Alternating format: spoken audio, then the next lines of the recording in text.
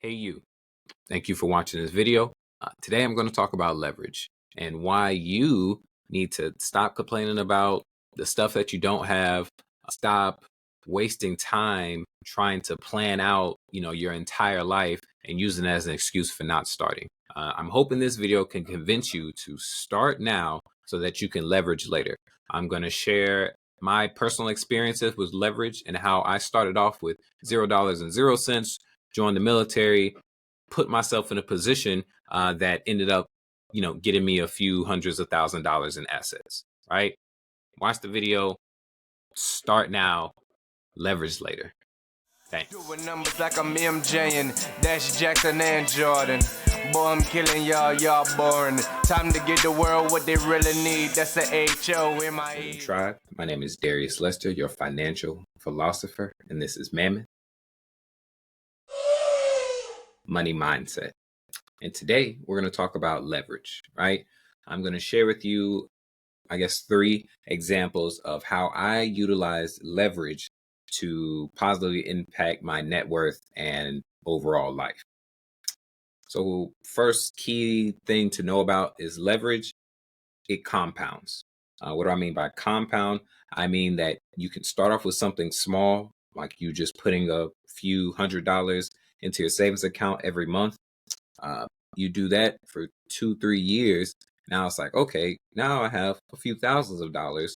What can I do with this few thousands of dollars? Maybe I can put it into this asset, which now, gives me $10,000. And it's like, oh, well, now I have this $10,000. What can I do with this? I can put this into some other vehicle, which now, catapults me to 20, and that 20 takes me to 50, and, 50 to 100, right?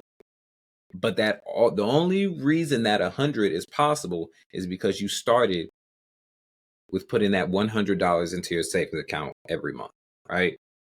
That's what I did. That was my method. It wasn't $100. I put more because self-control, right? I chose not to go out a few weekends. I chose not to buy the new Jordans every month. Those are sacrifices I made so that I could have the life that I wanted. So let's talk about my real life examples. So first off, savings, right? When I joined the military, we were in basic training for a couple months. Obviously, you're not spending any money there.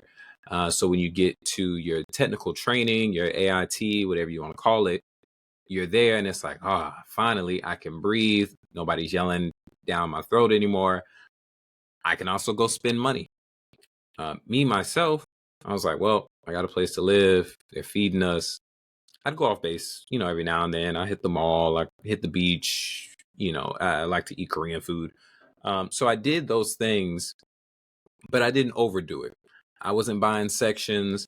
I wasn't staying in hotels for multiple nights. And these are just things I saw some of my, comrades doing. And it's just like, why you spend all that money on that? And that's when I noticed that some people, when they see that they have money, they just have a need to go spend it. Thank the Lord, I was not of that type. I honestly, when I had too much money, because I think I saw them, I got afraid. So I would hide money from myself by putting it into my savings account. I did that all throughout my technical training. When I got to my first base, I was already used to not living, off of much money. So I just kept putting money into my savings account. Even after I got off of that, my first place I lived, I actually had technically when we first got in there, I had 3 roommates, so there was 4 of us in an apartment.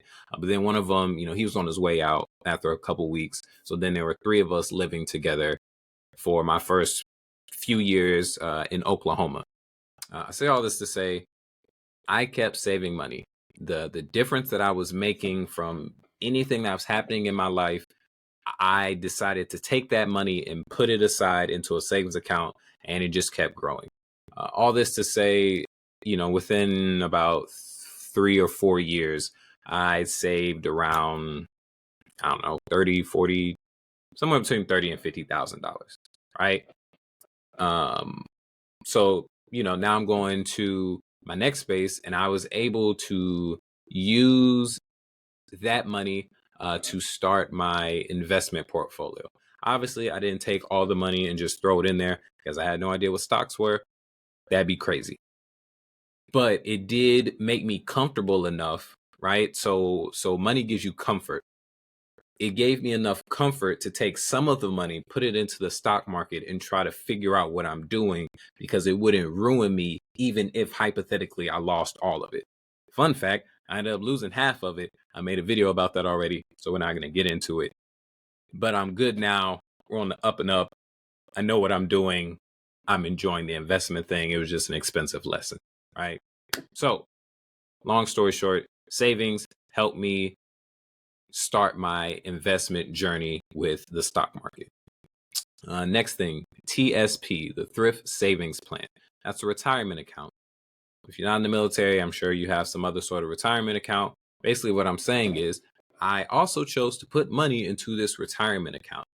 I know some people are like, you're not going to get the money until you're 65. That's pointless. Don't put any money into retirement accounts. Some other people are like, max out the retirement account every single year you can. There's lots of conflicting information, but that's the beauty of the financial industry. I'm not going to say there's no wrong way to do things, but there are millions of right ways to do things.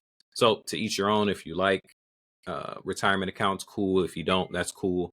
I put money into retirement accounts. I was nowhere close to maxing it out every year, but I did put some money in. So very similar to my savings account, I got into a habit of doing this because I just put money in there every single month, so much to the point where I didn't even notice that I wasn't getting that money anymore, because it's automatic. I've been doing it for months. I've been doing it for years. I'm just used to not having that money anyway.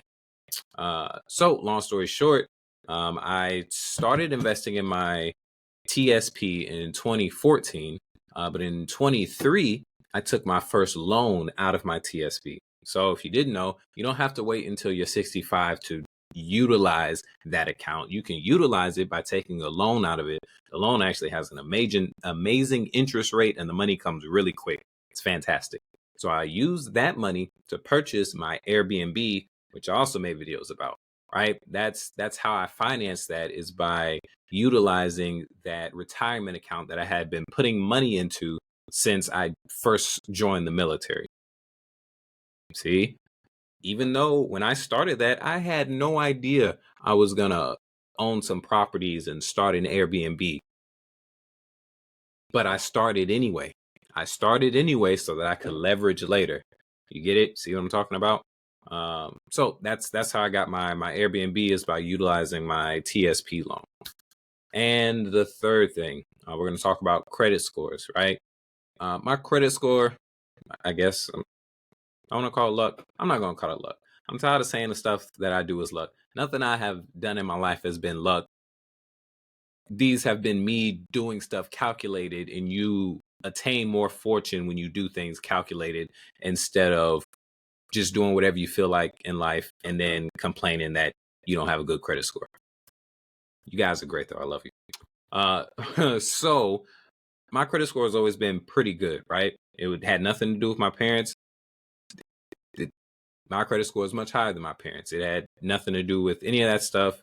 I will say, on one hand, there was somebody who went out of their way while I was at my first base to teach me about credit and how important it would be in my future. So I took that to heart, and I started, using credit cards, paying them off on time, got a loan for my car, paid everything on time. So I have a history of paying things on time. So my credit score has never been under, 700.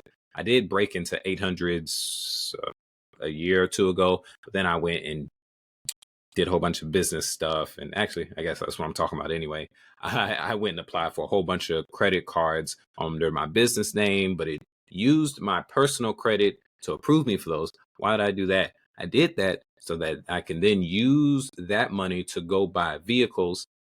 So my credit score led to me getting my Turo fleet, which I also have videos about, because I make videos about everything that I do, because I just like sharing the info with others in case they want to do it too. But yes, so I use my credit score to create a business.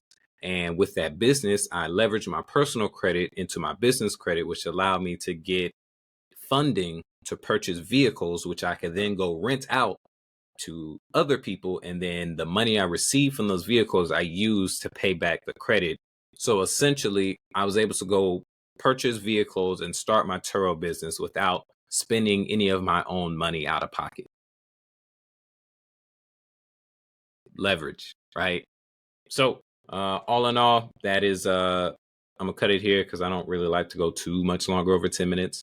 But those are 3 ways in my personal life that I use leverage. And I started with things really early. None of those things, I was never planning on buying houses. I was never planning on buying cars. I was never planning on owning an Airbnb, any of that stuff. But I did it. And because I did it in the past, it's benefiting me now.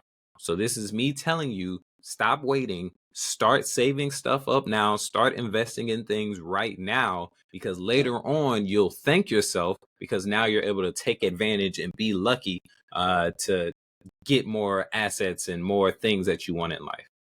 An upcoming thing, that first house that I used my I don't know, I leveraged relationships, right, to get my first house, my relationship with the military and my relationship with my aunt, who's my realtor. But now I'm going to leverage that first house because I went ahead and took the leap and decided that I didn't want to live in apartments anymore. So I went and bought a house. I figured out how to do that. I'm going to use that money, the equity that's in that. I'm going to use that to finance my first flip. I honestly am thinking about buying like 3 houses and trying to flip them.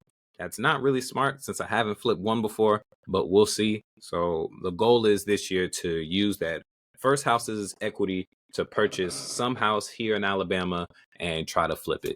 I'm sure I will record something about it and tell you how it goes. That's it. Thank you for watching. Again, this is Darius Lester, your financial philosopher, and this is Mammoth